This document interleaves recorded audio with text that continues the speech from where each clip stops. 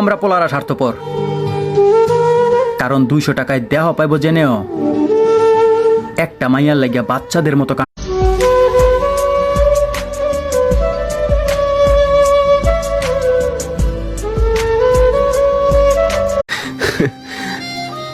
আমি তো তার সাথে মরতেও রাজি ছিলাম, কিন্তু সে তো আমার কোনো আফসোস নেই যে তোমাকে পেলাম না, কারণ আমি প্রথম থেকেই জানতাম যে তুমি কখনোই আমার হবে না। তারপরেও আমি তোমাকে দেখ জান, আমি কান্তাছি, আমার চোখের জলই তোরে প্রমাণ দিব আমি তোরে কতটা ভালোবাসি।